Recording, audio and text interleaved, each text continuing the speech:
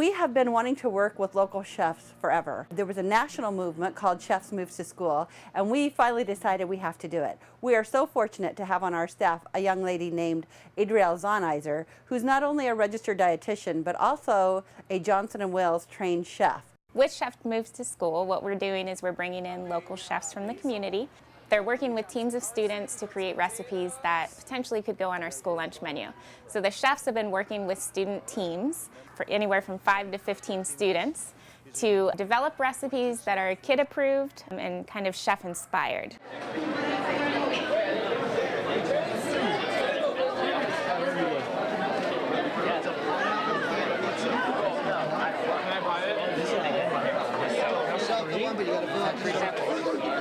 First thought was, having to work with the products that they do here with school food service. So it's what a challenge is to work with their different commodities, their different ingredients, and their recipes per se. Sample? The chefs are lending kind of their input based on their work experience, and then the students are giving their input based on their preferences. Thumbs up. Thank you. Good. It's delicious. I was honored to be asked to be part of the program and very enthusiastic. I didn't have to think about it for a moment. I just said I would absolutely love to get involved in that. In coming into a school cafeteria and trying to work with creating recipes that would be appealing to young people, that would be of the right nutritional value, have the right level of calories, and meet all the nutritional guidelines, it was a little bit of a challenge, but I think one of the biggest challenges is the cost structure that's involved. There's really a tight budget on how much money there is to spend on each school lunch, so you really have to be creative with ingredients. We also use sage. You probably remember what this smells like. Think about Thanksgiving. Sometimes you rub it on turkeys. Okay, so that's sage. Definitely there is a more healthy awareness to their menus. They have a lot of variety on them now, and they're trying to lean more towards fresh when possible, of course, but when you're dealing with 40-plus schools in the Sarasota County District, and I don't even know the tens of thousands of meals probably per day that they produce, it is kind of tough and challenging to meet their budget as well. But from what I see on their menus that they shared with us, chefs, to create some of these new dishes, there is quite a bit of emphasis on healthy, nutritional cooking. What's out in the press is not what Sarasota County is doing. Sarasota County has been doing this for years, and some people don't realize that we've been scratch cooking, we've been serving fruits and vegetables all along, and it helps to get the word out. But you know what, Sarasota County really surprised me, pleasantly surprised me. I anticipated coming in and finding everything to just be a frozen, warm and served product, and it's really not. You know, the quote proverbial cafeteria ladies that are out there, these women spend a lot of time, they take a lot of care and pride in what they do, and they cook fresh ingredients. Now there's certainly some products that are pre-prepared, that are more convenience type based items, but I have seen little to almost nothing that is a fully completed product that's just frozen, warm and served. There's ingredients, and some of the ingredients have cut a few of the steps out of it to make it efficient for them, but at the same time they're still cooking fresh food every day. When I was out at the summer house, we did a thing for Riverview for all their teachers. We did it at the school. And it was, first of all, when I walked into the cafeteria, I was absolutely welcomed with open arms. Everyone at the school is excited about the project. And they were just, no one is threatened that the chefs are going to come in and change their world or take their livelihood away from them. I think sometimes they get frustrated too. I think they want to do different things and better things. So sometimes when there's another influence coming in from outside in the community with support, all of a sudden people start going, there are ways we can get things done.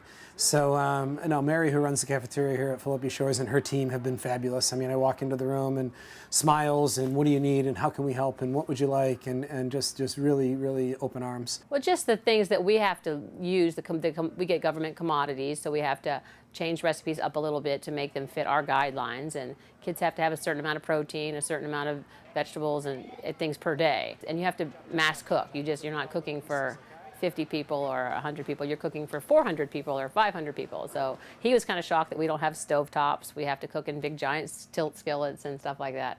So you kind of have to adapt recipes to make them fit our guidelines. And we're trying to use all whole grains, so he has, everything is stepped up a little different from what he's used to doing. So it's been an education for him for sure.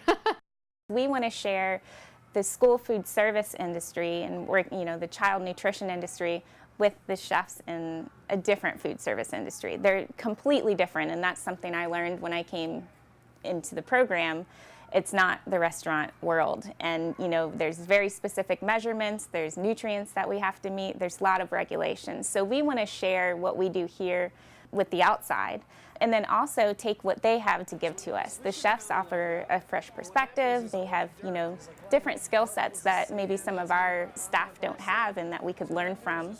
We also want to really teach the students, they're learning these techniques, they're trying new foods, and hopefully this will encourage them to try new things when they're in the lunch line. Just chop, chop, chop, chop, chop, that's it. Every once in a while you can kind of drag it, use the knife to drag it into another pile. You keep it in a big pile, it's easier to chop. You get more chopped when it's in a pile. We kept it in small groups. We had 10 students that were interested in getting involved in this project, and we split them up into 2 groups of 5, which made it a little bit more manageable. You got to give them the opportunity to try. You got to let them build their confidence. So as scary as it is to put a sharp knife in a 4th grader's hand, you have to trust them, and you have to talk them through that and just show them over and over again how to do it and how to do it safely. I think the most important thing about Chefs Move to School is the confidence that I see that is being gained through the students, and the knowledge that they're getting, knowing that garlic isn't something that's powder form. I have to peel it, I have to chop it, and seeing the fresh herbs in their raw state, seeing potatoes that are dirty that they have to clean, knowing that it takes a lot of effort and energy to go into cooking something. So I hope that when they sit down at their next meal with their family, they might say to their mom, "Thank you," or "I understand the preparation and the hard work that went into cooking this meal." One thing really surprised me. I was making a dessert item and I had some fresh raspberries, and one of the little girls asked me what it was. She'd never seen a fresh raspberry before. And that really made me think about how important it is to work with young people and expose them to more and more ingredients and freshness. And one thing that we're really trying to focus on, which I just love, is what ingredients are coming from Florida and what are coming at what times of the year. And now we're starting to craft the menus in the schools around what ingredients are available at certain times of the year. And that's just, it sounds so simple, but it doesn't get done. We're in a society where it's convenient to get anything we want at any time of the year. It just comes in on a truck from some other part of the world. So to try to use fresh local ingredients, they put bid sheets out to these farmers.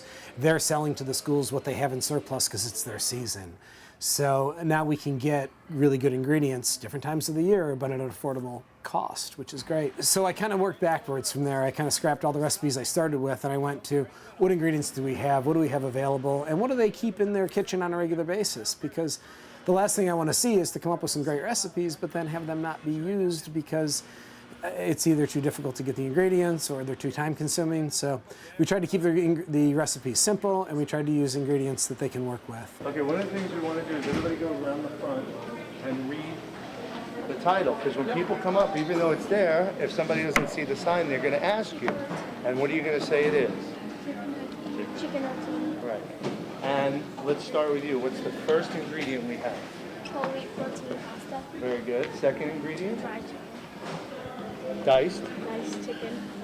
Next one? Cherry tomatoes. Yep. Right.